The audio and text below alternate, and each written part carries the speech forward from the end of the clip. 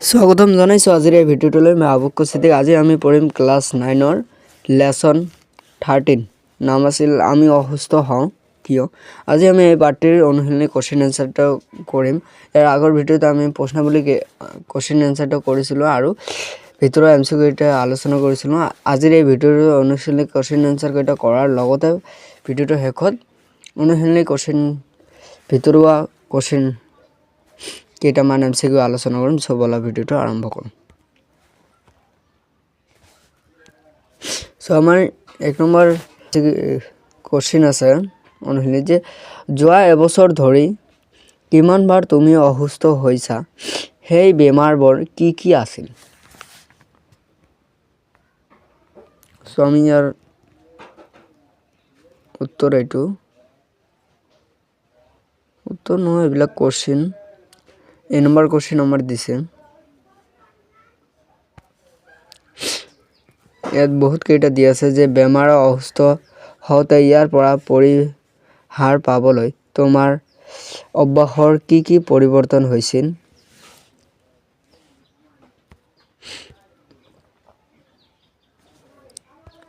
দুই নম্বৰ দিছে যে বেমাৰ পৰিহাৰৰ কাৰণে তোমাৰ পাৰিপাৰ্শ্বিকতাৰ কি সলনি হোৱা বিচাৰা।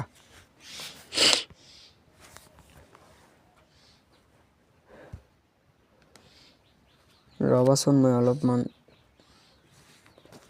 ঠিক আছে।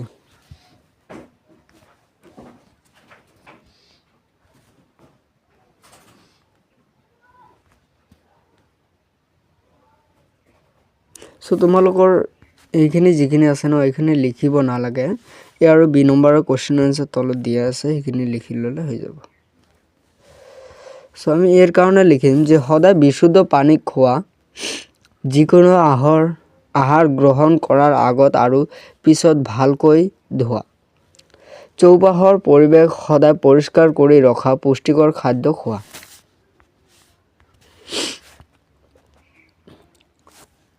দুই নম্বৰ কাৰণে লিখিম যে সদায় পৰিৱেশ পৰিষ্কাৰ পৰিচ্ছন্নতা হৈ থকাটো বিচৰা, লগতে সমাজৰ মানুহে যাতে বিশুদ্ধ পানী আৰু খাদ্য খাব পাৰে তাৰ সুব্যৱস্থা হোৱাটো বিচৰা।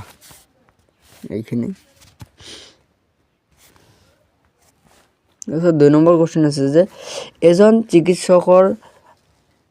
চিকিৎসক বা নাৰ্ছ বা স্বাস্থ্যকৰ্মীয়ে আন মানুহৰ তুলনাত অসুস্থ মানুহৰ লগত বেছিকৈ মিলা মিছা কৰি থাকে। নিজেও তেওঁ কেনেকৈ ৰোগৰ পৰা পৰিহাৰ পাইছে। সো আমি ইয়াৰ উত্তৰখিনি এনেকৈ লিখিম যে এজন চিকিৎসক নাৰ্ছ স্বাস্থ্যকৰ্মীয়ে সাধাৰণ সম্পৰ্কীয় যিখিনি সাৱধানতা সেইখিনি অৱলম্বন কৰে বাবে অসুস্থ ব্যক্তিৰ লগত মিলা মিছা কৰিলেও ৰোগৰ পৰা হাত সাৰি থাকে।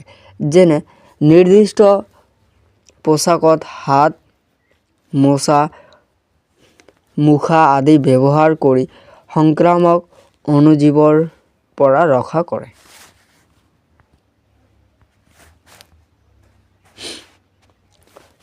তাৰপিছত 3 নম্বৰ কোৱেশ্চন দিছে যে তোমাৰ অঞ্চলৰ সঘনাই হোৱা ৰোগসমূহৰ ওপৰত জৰীপ চলোৱা, ৰোগসমূহৰ নিবাৰণৰ কাৰণে কৰ্তৃপক্ষলৈ 3টা পৰামৰ্শ আগবঢ়োৱা। MK Abu Bakar Siddiq, you have got a new message. ইয়াৰ উত্তৰখিনি আমি লিখিম যে সাধাৰণতে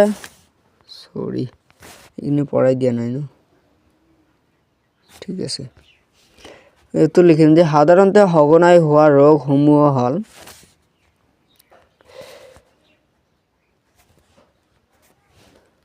ডায়েৰিয়া, মেলেৰিয়া, জণ্ডিছ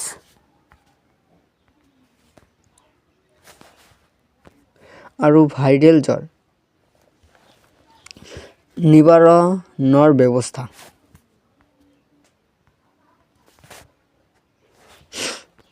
সো আমি এনেকৈ লিখিম 1 নম্বৰত যে চৌপাশৰ পৰিৱেশ চাফ চিকুণ কৰি ৰখা। 2 নম্বৰত লিখিম যে বিশুদ্ধ পানী খোৱাৰ ব্যৱস্থা কৰা। 3 নম্বৰত লিখিম যে অঞ্চলৰ নলা নৰ্দমাবোৰ বা পানী জমা হোৱা ঠাইবোৰ পৰিষ্কাৰ কৰি ৰখা যাতে মহে কণী পাৰিব নোৱাৰে।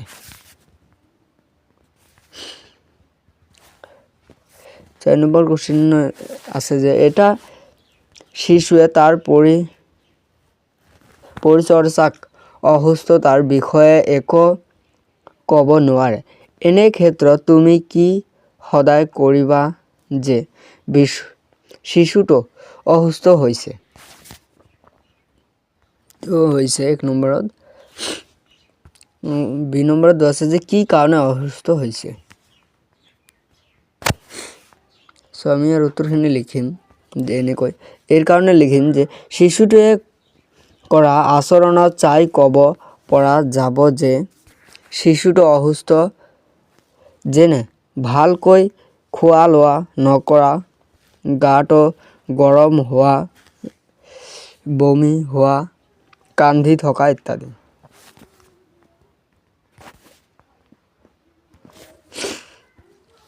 2 নম্বৰ লিখিম যে শিশু এটাৰ অসুস্থতাৰ কাৰণ বিভিন্ন হ'ব পাৰে। তাৰ ভিতৰত অসুস্থতাৰ কাৰণ জ্বৰ, ডায়েৰিয়া, পানী লগা ইত্যাদি।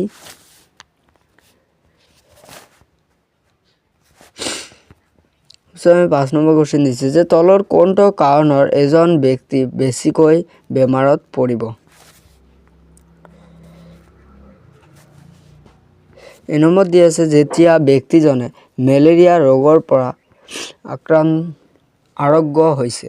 2 নম্বৰত দি আছে যে যেতিয়া ব্যক্তিজন মেলেৰিয়া ৰোগৰ পৰা আৰোগ্য হৈছে মাজুআইত ভোগা ৰোগীৰ পৰিচৰ্যা কৰে।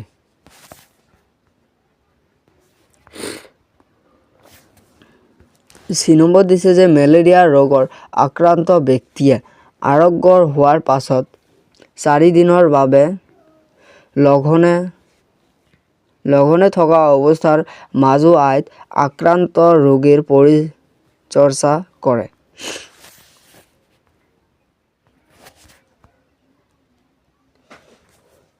সো আমি ইয়াৰ উত্তৰখিনি লিখিম। 3 নম্বৰটো আমাৰ কাৰণে ভাল হ'ব। 3 নম্বৰটো যে মেলেৰিয়া ৰোগৰ আক্ৰান্ত ব্যক্তিয়ে আৰোগ্য হোৱাৰ পিছত 4 দিনৰ বাবে লঘনে থকা অৱস্থাৰ মাজুআইত আক্ৰান্ত ৰোগীক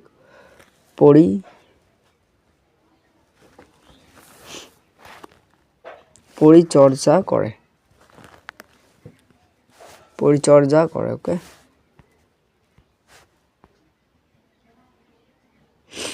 সো এই পিছত এইটো লাষ্ট কোশ্চেন আমাৰ 6টা কোশ্চেন আছে। 6 নম্বৰ কোশ্চেন আছে যে তলৰ কোনটো কাৰণত তুমি বেমাৰত পৰিব পাৰা? সো আমাৰ 1 নম্বৰ দিছে যে যেতিয়া তুমি পৰীক্ষাৰ কাৰণে বেছিকৈ অধ্যয়ন কৰা।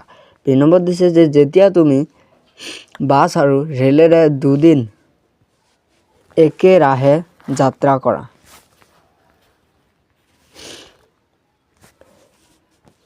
3 নম্বৰ দিছে যেতিয়া তোমাৰ সহপাঠী বন্ধু আৰু আই ৰোগত আক্ৰান্ত হয় কিয়?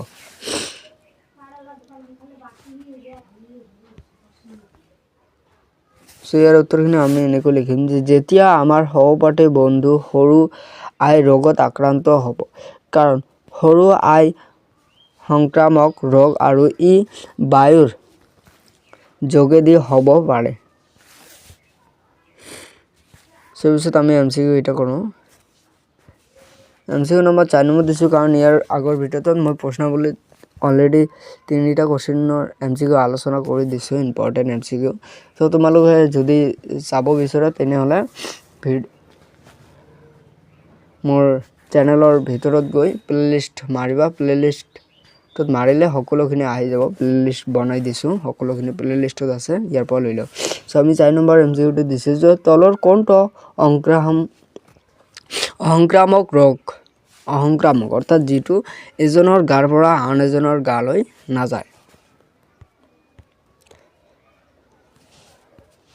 সো আমাৰ 1 নম্বৰত আছে যে মেলেৰিয়া, 2 নম্বৰ আছে ডায়েৰিয়া, 3 নম্বৰ আছে যে ডায়েবেটিছ আৰু ডি দিছোঁ যে ওপৰৰ এটাও নহয় আমাৰ কোনটো শুদ্ধ যিটো চি নম্বৰ আছে ডায়েবেটিছ এইটো আমাৰ চি নম্বৰটো আমাৰ অসংক্ৰামক ৰোগ যিটো এজনৰ গালৈ নাযায় সহজে